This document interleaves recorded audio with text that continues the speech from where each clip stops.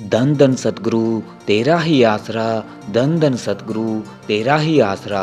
पूज्य गुरु जी का आज का अनमोल वचन आपको सुनाते हैं जी। अंतकरण की सफाई बिना पास होकर भी दूर है खुशियाँ। पूज्य गुरु जी सच्चे रूहानी रहबर पूज्य गुरु संत डॉक्टर गुरमीत राम रहीम सिंह जी इंसा फरमाते हैं कि नाम की महिमा अपरंपार है और जो जीव बहुत भाग्यशाली होते हैं जो इस घोर कलयुग में उस मालिक के नाम से अपने आप को जोड़ लेते हैं। इस घोर कलयुग में जीव राम नाम से जुड़ना तो दूर, उसे राम नाम कभी कभार ही याद आता है। इंसान के अपने बनाए गए जाल ही इतने बड़े हो चुके हैं कि वह काम धंधे, शारीरिक, पारिवारिक आदि में उलझकर उस मालिक को बुला देता है तो उसे तभी याद आता है जब उसे कोई गम, दुख, दर्द या परेशानी हो। पूज्य गुरु जी फरमाते हैं कि जब इंसान के सामने कोई मुश्किल आ जाए तो तब उसे मालिक बहुत प्यारा लगता है।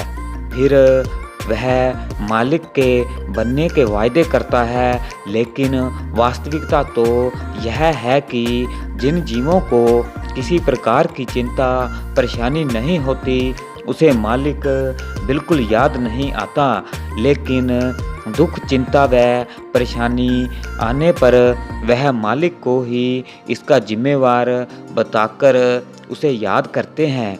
पूज्य गुरु जी फरमाते हैं कि जब इंसान के सामने सभी सुख सुविधाएं होती हैं तो उसे कोई याद नहीं रहता और इंसान का मन उसको ही उसके पूरे श्रेय देता है।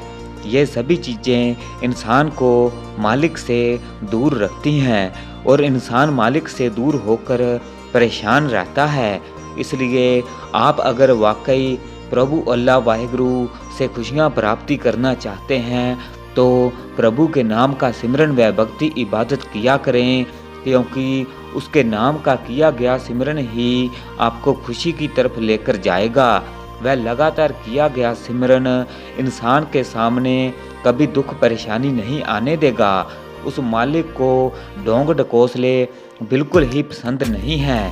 इंसान भले ही जितना मर्जी दिखावा करते रहे, लेकिन जब तक इंसान का अंतकरण साफ नहीं होता और आप वचनों के धनी नहीं बनते, तब तक मालिक की तमाम खुशियाँ आपके पास होते हुए भी आपसे दूर रहती हैं। इसलिए अगर आप मालिक की तमाम खुशियाँ हासिल करना चाहते हैं तो आप वचनों पर अमल करना सीखो।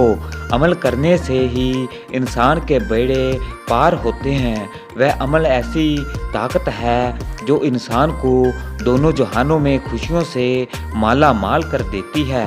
जब संत आपको उस मालिक की चर्चा करके बताएं तब आप सुनकर उस पर अमल करेंगे तो आपके जन्मों जन्मों के पाप कर्म कटेंगे, वरना इसके बिना मुश्किल है। इंसान के इतने संचित कर्म हैं कि इंसान सोच भी नहीं सकता। इंसान द्वारा जितने भी बुरे कर्म किए जाते हैं उसको उनका भुगतान इसी जन्म में ही करना पड़ता है। लेकिन कई बार इंसान यह सोचता है कि सभी कर्मों का फल मुझे ही मिलना था क्या, लेकिन उसके द्वारा किए गए कर्मों का फल ही मिलता है। इंसान के कर्मों का लेखा जोखा बहुत बड़ा है। पता नहीं एक पल वह खुश है, वह अगले पल ही उसके दुख घेर लें।